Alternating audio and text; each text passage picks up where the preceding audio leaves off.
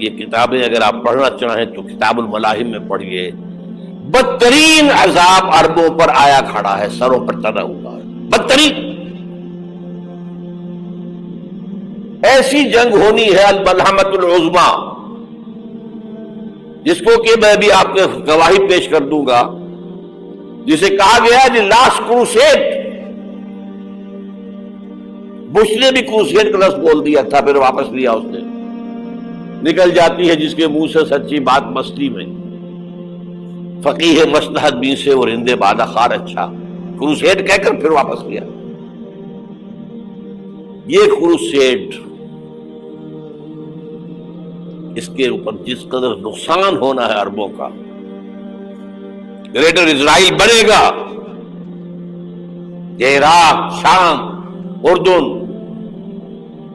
سعودی عرب کا کچھ شمالی علاقہ، ترکی کا جنوبی علاقہ، مصر کا صحرائے سینا، اور اس کے ساتھ ہی جو بہترین اس کا زرخیز ترین علاقہ ڈیلٹا آف نائل، یہ سب یہودیوں کے قبضے میں جائے گا. اس کو حدیث میں کہا گیا الملحمۃ العظما. عیسائی 80 علم لے کر اے مسلمانوں تم پر حملہ آور ہوں گے، اور ہر علم کے نیچے 12,000 فوج ہوگی، 9.5 لاکھ فوج.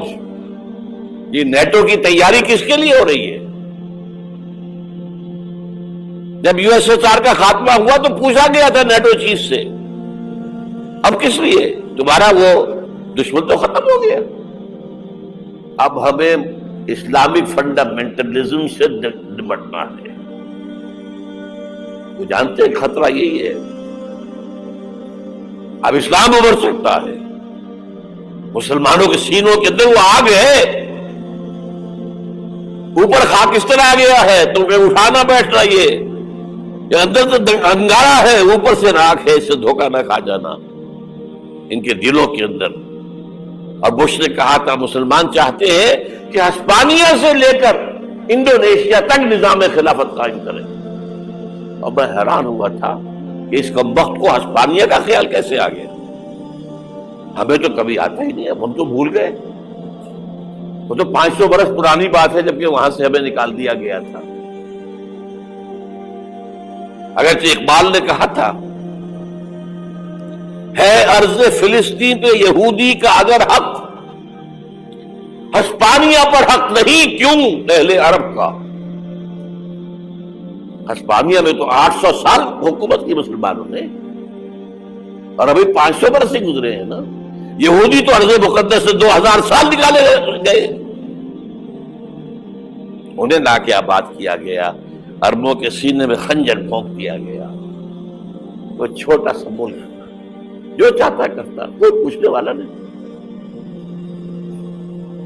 امریکہ جیسے اپنے بیٹے کی حفاظت کرے ویسے کرتا اس کی. اور حضور نے فرمایا ہے وہ جنگ جب ہوگی تو ایک باپ کے اگر 100 بیٹے ہوں گے تو 99 ختم ہو جائیں گے، ایک بچے گا. یہ حدیث ہے، حدیث ہے صحیح. اور آپ نے فرمایا ویل للعرب من شر قد اقترب. عربوں کے لیے ہلاکت ہے، عربوں کے لیے بربادی ہے اس شر سے جو قریب آ چکی ہے. اور آج جس طرح انہوں نے ان کی تہذیب کو اختیار کر لیا ہے، دبئی جا کر دیکھیے، بدترین مغربی معاشرہ جو ہے وہ دبئی کے اندر ہم نے قائم کر کے دکھا دیا. اب سعودی عرب اس راستے پر بڑھ رہا ہے. اور اس کے بعد نمبر 2 پر جو ہے ہم پاکستانی ہیں. لیکن میں اس کے وہ پہلی بات جو کہہ رہا ہوں وہ تو یقینی ہے، اس میں تو احادیث صحیحہ موجود ہے. اگرچہ اس کے بعد پاسا پلٹے گا، پھر حضرت مہدی کا ظہور ہوگا، حضرت عیسیٰ کا نزول ہوگا، اور وہ گریٹر اسرائیل گریٹر گریو یارڈ بنے گا یہودیوں کا. ایک ایک یہودی قتل ہوگا اور دفن ہوگا. یہ بات میں ہونا ہے، میں پہلی بات پر فرض کر رہا ہوں. وہ پاسا پلٹے گا جب پلٹے گا. ابھی جو سامنے ہے وہ کیا ہے؟ جس ملحمۃ العظما کہا حضور نے، جسے آرمیگیڈون کہتے ہیں عیسائی. آرمگیڈون کی اگر کہیں جا کر آپ دیکھیں گے، آپ ڈکشنری میں مانی تو کیا لکھا ہے؟ A very big war which will be fought between the forces of evil and good before the end of this world. اس دنیا کے خاتمے سے پہلے خیر اور شر کی قوتوں کے درمیان بہت بڑی جنگ ہوگی. ارمجدون اسے کہتے ہیں عربی میں، اور آرمگیڈون اسے کہتے ہیں انگریزی کے اندر. اور یہ بائبل کی آخری کتاب کے اندر ہے، جو اس میں کہ مکاشفات یوحنا، ریویلیشنز آف سینٹ جان.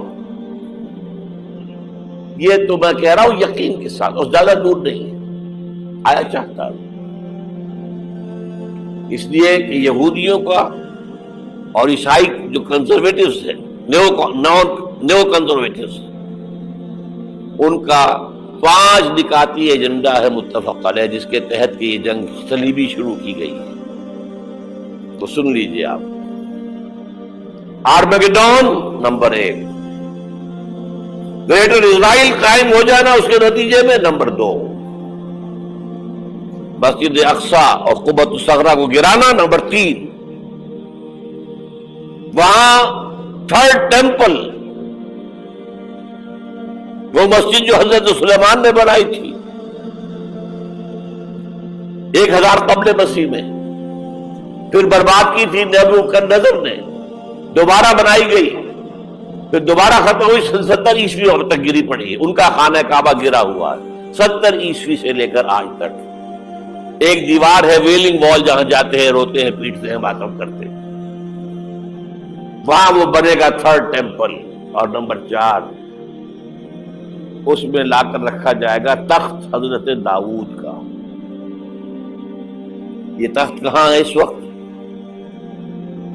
یہ لندن شریف کے اندر جو ان کی پارلیمنٹ کا جو چرچ ہے، ویسٹ منسٹر ایبے، اس میں رکھا ہوا ہے.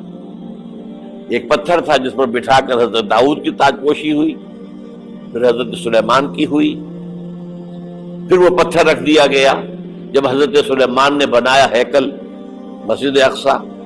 وہاں رہا وہ. ہر بادشاہ جو تھا یہودی اسی کے اوپر بٹھا کر اس کی تاج پوشی ہوتی تھی. سن 70 میں ٹائٹس نے گرایا اسے، ہیکل کو. وہ پتھر لے گیا، وہاں سے روم گیا، روم سے آئرلینڈ گیا، آئرلینڈ سے اسکاٹ لینڈ آیا، اسکاٹ لینڈ سے انگلینڈ آیا، اور اب وہ رکھا ہوا ہے 14ویں صدی عیسوی سے آج تک. وہ ویسٹ منسٹر ایبے میں رکھا ہوا، ایک کرسی کی سیٹ میں اسے بنا دیا گیا ہے تخت کی شکل. اب انگریزوں میں کوئی ملکہ ہو، کوئی بادشاہ ہو جس کی بھی تاج پوشی ہونی اس میں ہو، یہ لا کر رکھا جائے گا تھرڈ ٹیمپل میں. اور اس پر یہودیوں کے خیال کے مطابق ان کا مسیحا آئے گا جو مسیح دجال ہوگا. عیسائیوں کے خیال کے مطابق حضرت عیسیٰ آئیں گے. وہ ہمارا بھی خیال ہے حضرت عیسیٰ آئیں گے علیہ السلام. بہرحال یہ تو بات کی باتیں ہیں نا. اس وقت جو میں عرض کر رہا ہوں، عربوں پر بہت بڑا عذاب، اور پاکستان کا معاملہ البتہ یہ ہے، میں یقین سے نہیں کہہ سکتا.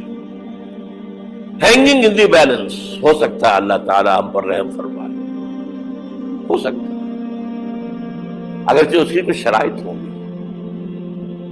چمن کے مالک اگر بنا لے موافق اپنا شعار، اب بھی چمن میں آ سکتی ہے پلٹ کر چمن سے روٹھی بہار. اب بھی ہو سکتی ہے. اور یہ بھی ہو سکتا ہے کہ اللہ تعالیٰ نے معجزانہ طور پر ہمیں ملک دیا، ہم نے اللہ سے بدعہدی کی، وعدہ خلافی کی، غداری کی، لہذا سودا دی جائے اور ہم سے یہ ملک چھین لیا جائے. It's just possible. دور نہ سمجھے اسے، انہونی بات نہ سمجھے. جو گھیراؤ ہو رہا ہے آپ کے مغرب میں نیٹو فورسز اور مشرق میں بھارتی فورسز گدھوں کی طرح بیٹھے ہوئے انتظار کر رہے ہیں پاکستان اور ڈسٹیبلائز ہو جائے، یہاں اور بدامنی ہو جائے. اب لاہور میں پھر آج دھماکے ہو گئے ہیں. 2 دن پہلے کا دھماکہ میں سہ کے آیا ہوا ہوں، آپ کے سامنے بیٹھا ہوں. وہ جانے بچی ہیں جو ہماری اکیڈمی کا حشر ہوا، وہ تو میں آپ کو نہیں بتا سکتا. یہ سارا کیوں ہو رہا ہے؟ تاکہ یہاں بدامنی ہو جائے اور ہمیں جواز مل جائے. مغرب سے نیٹو فورسز داخل ہو جائیں، مشرق سے بھارتی فورسز آ جائیں اور ہمارے ایٹمی دانت توڑ کر اور پھر ہمیں بھارت کے سامنے ڈال دیا جائے، نو ڈو ایز یو لائک. یہ ان کا نقشہ ہے. ہوگا کیا وہ اللہ جانتا ہے، ہوگا وہ جو اللہ چاہے. لیکن اللہ کا چاہنا جو ہے وہ کس پر منحصر ہے؟ یہاں انقلاب برپا کرو، یہاں اسلام لاؤ. اگر دھندوں میں لگے رہو گے تو وہ خود بخود نہیں آ جائے گا انقلاب. صحابہ نے جانیں دی تھی، کتنی تکلیفیں اٹھائی تھی. 12 برس تک مکی دور کے اندر با نشہ درویشی در ساز و دمادم سن، جو پختہ شبی خدرا بر سلطنت جم سن. یوم طائف یاد ہے جو حضرت عائشہ فرماتی ہے کہ میں نے پوچھا تھا حضور سے کہ یوم احد سے زیادہ سختی بھی آپ پر کبھی آئی؟ یوم احد پر کیا ہوا تھا؟ تلوار کا وار پڑا تھا آپ کے چہرہ مبارک. یہ جو رخسار کی ہڈی ہے اس کے اندر وار گیا ہے. اوپر خود کی 2 کڑیاں تھیں، وہ اس میں گھس گئیں. 2 دندان مبارک شہید ہوئے. وہ خود کی کڑیاں ایک صحابی نے اپنے دانتوں سے پکڑ کے کھینچنے کی کوشش کی، دانت نکل گئے، وہ نہیں نکلی. کیا جتن کر کے نکالی گئی ہوگی تو خون کا فوارہ آیا، اتنا خون گیا ہے کہ آپ بے ہوش ہو گئے، گر گئے. اور مشہور یہ ہو گیا کہ آپ کا انتقال ہو گیا، شہادت ہو گئی. یہ سیرت کبھی پڑھی ہے؟ حضرت عائشہ کے ہوش کا تو یہی دور تھا نا. یوم طائف میں جو آپ کیا تھی، بچی تھی، انہیں کیا پتا کیا ہو رہا ہے اس لوگ کے ساتھ. 3 دن تک حضور مکے کی گلیاں اور وہاں کے اوباش لوگ پتھراؤ کر گئے تھے اس امید میں کہ شاید وہاں کا کوئی سردار ایمان لے آئے. تو یہاں تو ابو طالب بھی فوت ہو گئے. یہی دنیا بھی سہارا تھا، خاندانی سہارا تھا ابو طالب کے ذریعے. اور گھر میں ایک دلجوئی کرنے والی رفیقہ حیات تھی، وہ بھی، ان کا بھی انتقال ہو گیا. آپ نے کہا یہ عام الحزن ہے. اب تو سب کو طے ہو گیا قریش کو کہ اب جیسے قتل کر دو. اسی لیے آپ گئے طائف، شاید وہاں کا کوئی بڑا سردار مانے، ایمان لے آئے مجھ پر تو میں اپنا مرکز ادھر شفٹ کر دوں. تینوں سے ملے ہیں، تینوں نے وہ جواب دیے ہیں، نکل جاؤ یہاں سے، میں تمہارے ساتھ بات بھی کرنے کو تیار نہیں. اچھا، تمہارے سوا کوئی نہیں ملا تھا اللہ کو نبی بنا کر بھیجنے کے لیے؟ دیکھو جاؤ، میں بات نہیں کرنا چاہتا، ہو سکتا ہے میں بے عزتی کر بیٹھوں، واقعی تم اللہ کے نبی ہو تو میں مارا جاؤں گا. جاؤ جاؤ جاؤ. یہ سلوک محبت کے ساتھ ہوا ہے. اور پھر چھوکروں کو، اسٹریٹ ارچنز جنہیں آپ کہتے ہیں، اشارہ کیا تھا، خبر لو ان کی، پتھراؤ ہو رہا ہے. ساتھ کوئی ہے ہی نہیں، ایک آدمی صرف، زید ابن حارثہ. اب سامنے سے پتھر آ رہے ہیں تو حضرت زید آگے آ جاتے ہیں، ڈھال بنتے ہیں، مجھے لگے پتھر حضور کو لگے، اب پیچھے سے آ رہے ہیں. چاروں طرف سے تو ڈھال نہیں بن سکتا ایک شخص. جسم لہو لہا، خون جا کر جوتیوں میں جم گیا ہے، جوتی اتر نہیں دی. پھر وہاں سے واپسی پر جو دعا مانگی ہے، اللہم الیک اشکو ضعف قوتی وقلت حیلتی وہوانی علی الناس. اللہ تیری جناب میں فریاد لے کر آیا ہوں اپنی قوت کی کمی کا، اپنے وسائل کی کمی کا، اور جو ذلت و خواری ہو رہی ہے لوگوں کے سامنے. الا ملتقنونی، مجھے کس کے حوالے کر دیا؟ الا بعیدی یتجہمونی،